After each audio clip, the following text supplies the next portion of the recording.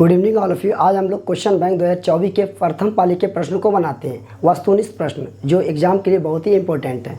देखते हैं फर्स्ट प्रश्न क्या है। लिखा यदि 2a + 3b = 8 एवं 3a - 4b = -5 हो तो पहले क्या दिया ऑप्शन, मतलब a का कौन सा वैल्यू क्या और b का कौन सा वैल्यू होगा जो इक्वेशन को क्या करेगा, सेटिस्फाई कर देगा, मतलब संतुष्ट कर देगा। पहले हम बाय ऑप्शन चेक करते हैं, इसको देखते कैसे चेक करते हैं। तो ऑप्शन नंबर ए चेक करिए। पहला इक्वेशन क्या है, तो यहाँ पे ऑप्शन ए का मतलब ए का वैल्यू कितना लिए 1, अब बी का वैल्यू कितना लेना 2, यहाँ पे रखिए। तो यहाँ पे कितना होगा 2, ए का वैल्यू कितना लेना 1 प्लस 3 का वैल्यू कितना लेना 2 × 2, अब बराबर क्या 8, मतलब इधर 8 है, इधर 8 है तो इधर भी 8 लाना चाहिए। 2 × 2 और 3 2 नहीं 6 बराबर 6 2 कितना हो गया 8 बराबर 8। मतलब ये इक्वेशन तो सेटिस्फाई कर गया, वेरीफाई हो गया, संतुष्ट हो। इस इक्वेशन को भी आपको वेरीफाई करना। देखते हैं अब इस पर रखिए, ए का वैल्यू कितना रखना 1, मतलब 3 × 1 - 4।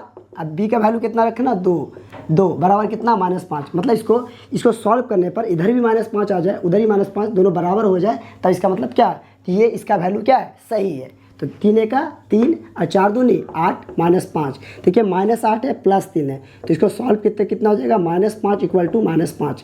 तो इसको बाय ऑप्शन चेक करिए, तो ऑप्शन नंबर क्या है ए है।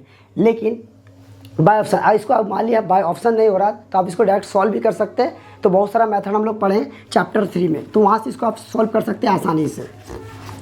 तो देखते हैं हम लोग कैसे सॉल्व करते हैं इसको। तो फर्स्ट इक्वेशन क्या है, तो सॉल्व यहाँ से करते हैं फटाफट, नहीं तो बाय ऑप्शन जैसे चेक किए फटाफट चेक कर सकते हैं। 2a + 3b = 8, इक्वेशन क्या हो गया फर्स्ट। दूसरा क्या है 3a - 4b = -5 कितना हो गया समीकरण सेकेंड। अब क्या करना, आप हम लोग इसको 3 विधि से बनाएं, प्रत्यक्ष विधि, प्रतिस्थापन विधि और विलोपन विधि। तो आप किसी भी विधि को यूज करके ए और बी का वैल्यू निकाल सकते हैं। तो देखिए क्या है, तो देखिए ध्यान से, अगर आपको ए को सॉल्व करना है, ए को कटाना है, तो इन दोनों का क्या करना है ए इक्वल करना। तो इसको दोनों, तो 3 और 2 का एलसीएम कितना होता है 6 होता है, कितना होता है 6। तो इसको 6 पुराने के लिए इस पूरे समीकरण को 2 से गुना करना पड़ेगा, और इसको 6 पुराने के लिए इस टोटल समीकरण को 3 से गुना करना पड़ेगा, तब 1 कट जाएगा। अगर मान लिया जाए किसी का मन हुआ कि हम बी को सॉल्व करेंगे, बी को कटाना है, तो बी को कटाने के लिए 3 और 4 का एलसीएम कितना होता है 12 होता है, कितना होता है 12। तो 12 को सॉल्व करने के लिए तो इसको 3 से गुना कर देंगे और ऊपर वाले को पूरा को 4 से गुना कर देंगे।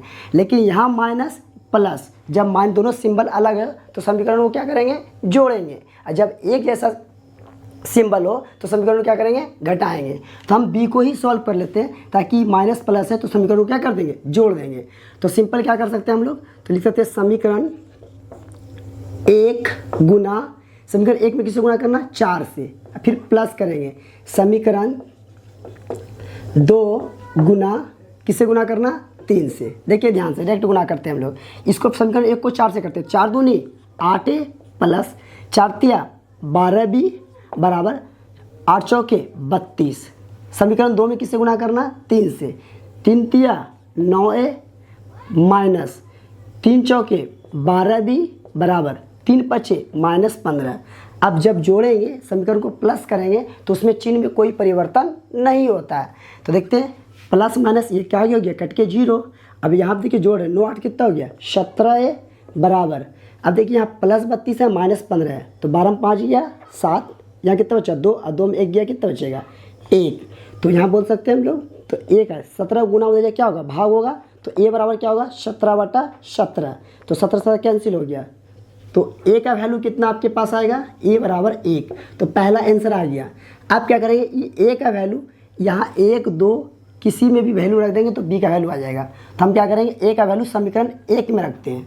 तो समीकरण 1 से 2 गुना a का वैल्यू कितना रखेंगे 1 प्लस 3 गुना 3b = 8। अब देखिए 2 गुना 1 कितना होगा 2, अब प्लस 3b बराबर 8।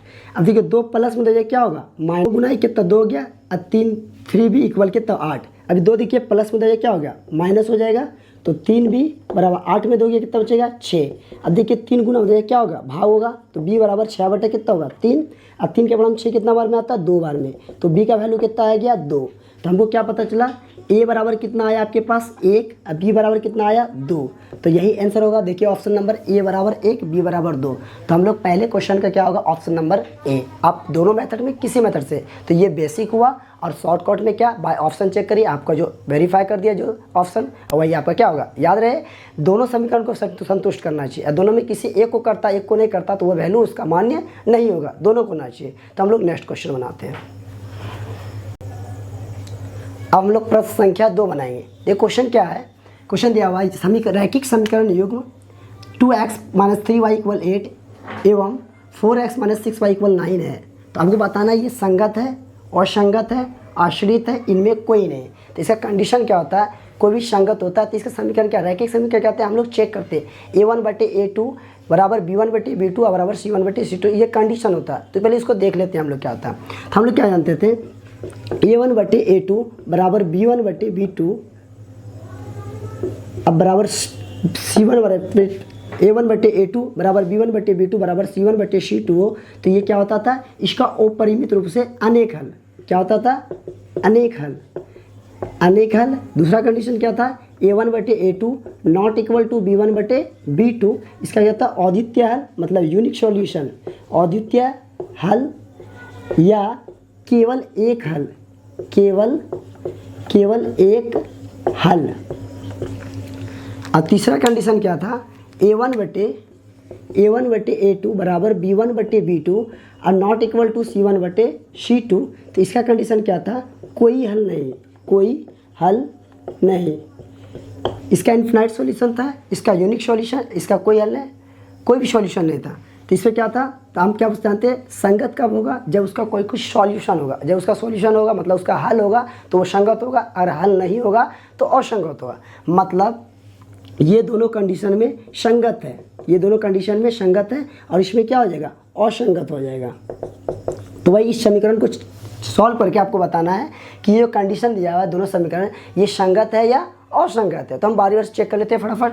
देखिए सॉल्व क्या लिखा हुआ, 2x - 3y = 8, इसको मान लिया हम समीकरण फर्स्ट।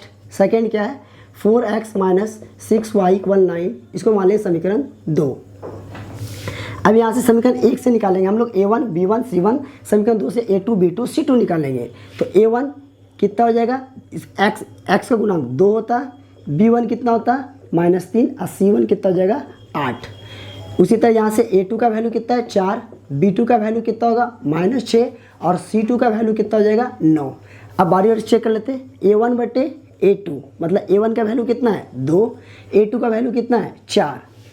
तो 2 1 2, 2 2 नहीं 4, कट्टे में कितना आया सॉल्यूशन इसका 1/2। अब आगे हम चेक करेंगे b1/b2, b1/b2 कितना होता है -3, अब b2 कितना है -6। ये माइनस माइनस कैंसिल हो गया, 3 का 3, 3 दूनी 6, 1/2। अब तीसरा कंडीशन क्या है, c1/c2। जब तक ये एक जैसा आ रहा तो सॉल्व करते जाएंगे हम। कितना है, c1 का वैल्यू 8 और c2 का वैल्यू कितना है 9। हमको क्या पता चला, a1/a2, तो मेरे साथ कंडीशन आया a1/a2 = b1/b2 और नॉट इक्वल टू c1/c2, मतलब a1/a2 बराबर है b1/b2 और बराबर नहीं है c1/c2। तो हमको किस कंडीशन, कौन सा कंडीशन मिला, ऑप्शन नंबर 3 नंबर तीसरा कंडीशन हुआ जिसका कोई हल नहीं होता सॉल्यूशन में। और इसका जब कोई हल ना तो वो क्या कहलाएगा, वो समीकरण असंगत कहलाएगा। तो ऑप्शन नंबर कितना होगा, बी। अब हम लोग नेक्स्ट क्वेश्चन को बनाते हैं। अब हम लोग प्रश्न संख्या 3 बनाते हैं। इसमें क्या दिया, देखो क्वेश्चन पढ़ लेते हैं पहले क्या लिखा हुआ। दिया गया है समीकरण 2x + 3y = 4 एवं -4x + 6y = 12 के आलेख किस प्रकार की सरल रेखाएं होगी। मतलब आप इस समीकरण का जब ग्राफ खींचिएगा तो किस टाइप का हो सकता है। तो कंडीशन क्या दिया हुआ है, पहला संपाती सरल रेखा है, मतलब वो संपाती करेगा। अच्छा संपाती क्या होता है, जब आप ग्राफ खींचिएगा, जैसे एग्जांपल के लिए हम समझ लेते हैं, ग्राफ इस टाइप से खींचते हैं हम लोग। ये एक्स एक्सिस होता है, एक्स, ये एक्स डैश, ये होगा वाई, ये हो जाएगा वाई डैश। मान लिया जाए ग्राफ इस टाइप से आया एक लाइन, तो दूसरा लाइन भी है इसी लाइन पे ओवरलैप, मतलब उसी लाइन पे फिर आ गया, तो इसका मतलब एक ही लाइन पे जब दूसरा लाइन चढ़ गया ऊपर तो वो क्या कहलाएगा, समपाती, मतलब एक दूसरे को ओवरलैप कर गया। तो पहला कंडीशन क्या, समपाती। दूसरा क्या दिया हुआ, समांतर। समांतर क्या होता है, जब ये लाइन ऐसे गया तो इसी के जैसा एक लाइन और जाएगा जो सेम डिस्टेंस में इसी टाइप से जाएगा, तो वो ऐसी कंडीशन को क्या बोलेंगे हम लोग, समांतर रेखाएं। कैसे कराएंगे, समांतर। तीसरा कंडीशन क्या दिया हुआ कि प्रतिच्छेदी सरल रेखा है। प्रतिच्छेदी क्या होता है, जैसे ये रेखा किया हुआ, उधर से एक रेखा और आ गया जिसको यहाँ पे ये क्या कर दिया, इंटरसेक्ट कर दिया, मतलब एक दूसरे को काट दिया, तो ऐसी रेखाएं बोलेंगे हम लोग प्रतिच्छेदी रेखाएं। तो आपको समीकरण से चेक करना है कि वो ग्राफ किस टाइप का आलेख बनेगा, समपाती बनेगा, समांतर बनेगा या प्रतिच्छेदी बनेगा। तो पहले देख लीजिए कंडीशन क्या होता है, देखते पहले देखिए ध्यान से। अभी जस्ट हम लोग पहले क्वेश्चन में पढ़े कि a1/a2 बराबर b1 not equal to b1/b2। अगर ये कंडीशन होगा इसका मतलब क्या होता है, इसका केवल एक हल होता, मतलब अद्वितीय हल। तो इसके में क्या होगा, इसका ग्राफ क्या होगा, प्रतिच्छेदी होगा, प्रतिच्छेदी। और दूसरा कंडीशन क्या है, a1/a2 बराबर b1/b2 बराबर c1/c2। अगर ये कंडीशन है, मतलब इसका क्या होता है, अपरिमित रूप से अनेक हल होता है, तो इसका ग्राफ क्या हो जाएगा, समपाती, समपाती होगा। और a1/a2 बराबर b1/b2 और नॉट इक्वल टू c1/c2, तो इसका क्या होगा, समांतर रेखा है। मतलब इसका आप ग्राफ खींचिएगा, ग्राफ खींचेगा, आलेख खींचेगा, तो क्या होगा, समांतर। तो अब इस चेक करेंगे हम इस समीकरण से ये तीनों में कौन सा हमको ऑप्शन फुलफिल करता, जैसा आएगा उसी हिसाब से क्या होगा, उसका आंसर हो जाएगा। a1/a2 not equal to b1/b2 तो होगा प्रतिच्छेदी, a1/a2 बराबर b1/b2 बराबर c1/c2। ऐसा कंडीशन आ गया तो समपाती होगा, मतलब एक ही लाइन पे ओवरलैप करेगा। a1/a2 बराबर b1/b2 not equal to c1/c2। ऐसा आ गया तो वो क्या होगा, समांतर, मतलब एक दूसरे के समांतर लाइन चलेगा। तो देखते हैं समीकरण फर्स्ट क्या है, सॉल्व कर लेते हैं हम लोग। 2x + 3y = 4, इसको क्या मान लेंगे हम लोग, समीकरण 1। दूसरा क्या है, 4x + 6y = 12, इसको मानेंगे समीकरण 2। अब देखिए समीकरण 1 से, मतलब a1 का वैल्यू समीकरण 1 से निकालेंगे 2, b1 का वैल्यू y देता है 3 और c1 का वैल्यू क्या, अचर पद क्या हो जाएगा, 4। समीकरण 2 से क्या निकालेंगे, a2 का वैल्यू, a2 कितना है 4, b2 कितना होगा 6 और c2 कितना हो जाएगा 12। अब कंडीशन को फुलफिल कर लेते हैं फटाफट। a1/a2, a1 कितना है 2, a2 कितना है 4, सॉल्व कर, 2 1 2, 2 दूनी 4, मतलब 1/2। दूसरा कंडीशन देख लेते हैं, b1/b2, तो b1 कितना है 4 और b2 कितना है 6, 2 दूनी 4 और 2 3 6, तो कितना आ गया, a1/a2 सॉरी यहाँ पे क्या है, b1 का वैल्यू कितना 3 है, हम 4 a1 a2 का वैल्यू ले लिए। b1 का वैल्यू कितना है यहाँ 3, तो 3 लेंगे। अब b2 का वैल्यू कितना 6, तो 3 का 3, 3 दूनी 6, तो ये आ गया 1/2। अब चेक कर लेते हैं हम लोग c1/c2, तो c1/c2, c1 कितना है 4 और c2 कितना है 12, तो 4 का 4, 4 3 12, तो 1/3। तो हमको क्या पता चला, a1/a2 1/2 है, b1/b2 1/2 है, लेकिन c1/c2 1/3 है। तो मतलब कंडीशन हमको क्या मिला, a1/a2 बराबर b1/b2 और नॉट इक्वल टू बराबर नहीं है c1/c2, मतलब आपको ये कंडीशन मिला। ऐसा कंडीशन में क्या होता है, a1/a2, तो ऐसा कंडीशन क्या होता है, ग्राफ क्या होता है, आलेख कैसा होगा, समांतर होगा, मतलब ऑप्शन नंबर बी। अब हम लोग नेक्स्ट क्वेश्चन को बनाएंगे। अब हम लोग प्रश्न संख्या 4 बनाएंगे। इसमें क्या दिया हुआ, क्वेश्चन क्या दिया हुआ, तो क्वेश्चन दिया हुआ यह है कि समीकरण निकाय 2x - 3y + 1 = 0 तथा 3x + y + 2 = 0। याद रहे, अब बराबर के उस साइड अगर 0 है तो इस समीकरण के बराबर के पास क्या होना चाहिए, 0 होना चाहिए। अगर बराबर के बाद कोई भी अचर पद, कोई भी संख्या नंबर लिखा हो, तो इस समीकरण में बराबर के साथ क्या हो, संख्या हो। अगर 0 है तो दोनों में हो, नहीं तो क्वेश्चन क्या हो जाएगा, गलत हो जाएगा। a1 b1 c1 का वैल्यू आप क्या निकाल सकते हैं, गलत निकाल सकते हैं। तो क्या बोला गया, आपको उसके निकाय चेक करना है कि इस समीकरण का कितना हल हो सकता है। केवल एक हल, कोई हल नहीं, अनगिनत हल, इनमें से कोई नहीं। तो इसको चेक करते हैं हम लोग। तो वही जैसे बनाते हुए हम आ रहे सब क्वेश्चन को वैसे बनाएंगे। तो समीकरण क्या है, 2x - 3y + 1 = 0, इसको मान लेंगे समीकरण फर्स्ट। इसको 3x प्लस वाई अब प्लस 2 इक्वल टू 0, इसको मान लेंगे समीकरण 2।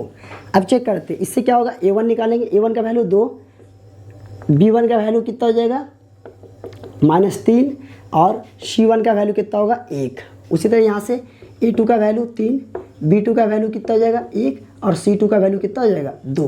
ध्यान से देखिए a1 ये x का गुणांक होता है 2, b1 y का गुणांक होता है -3 और c1 क्या अचर पद मतलब 1। उसी तरह यहाँ पे a2 x का गुणांक 3, b2 y के साथ कुछ नहीं तो मतलब क्वेश्चन नंबर क्या है 1 नंबर होगा, 1 तो होगा तो इसका गुणांक क्या हो जाएगा 1 हो जाएगा। उसी तरह C2 का वैल्यू कितना हो जाएगा 2 अचर पद।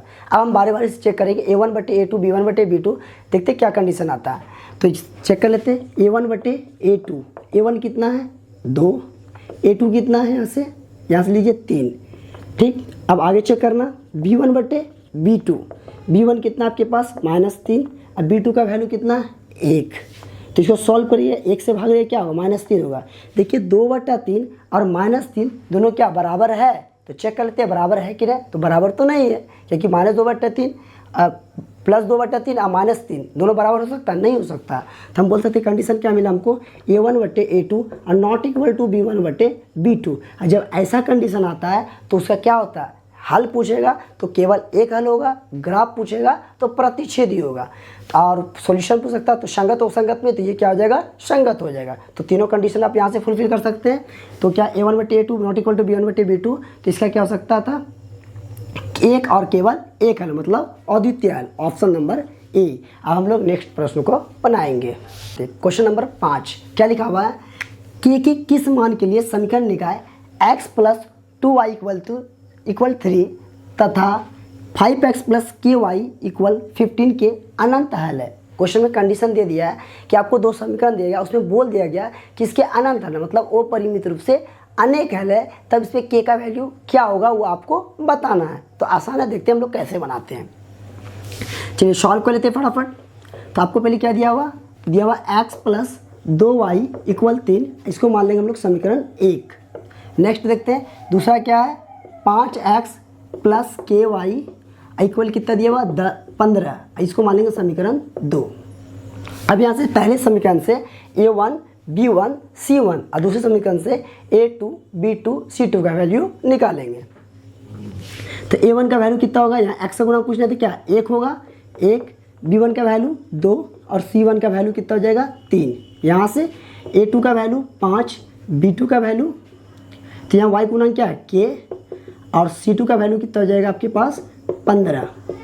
अब चेक करिए आपको क्वेश्चन में दे दिया गया कि दिए गए रैखिक समीकरण युग्म जो दिया गया उसका अपरिमित रूप से अनेक हल है। तो अनेक हल का कंडीशन क्या होता है a1 बटे a2 बराबर b1 बटे b2 बराबर c1 बटे c2 होता है। और a b c का वैल्यू हमको पता है a1 b1 c1 a2 b2 c2 का वैल्यू, और उसे पुट कर देंगे और हम लोग तुलना करके उसका आंसर निकाल लेते हैं। देखते कैसे निकालते हैं, देखेंगे कि इसका चूँकि इसका पता है हमको, तो शॉर्ट क्वेश्चन ऑब्जेक्टिव बनाना है इसलिए हमको क्या लिखे हैं डायरेक्ट बना देते हैं, नहीं तो लिखते हैं हम क्या है चूँकि दी गई रैखिक समीकरण युग्म का अपरिमित रूप से अनेक हल है इसलिए वहाँ पे लिखते हैं a1 बटे a2 बराबर b1 बटे b2 बराबर c1 बटे c2, वो भाषा लिख के।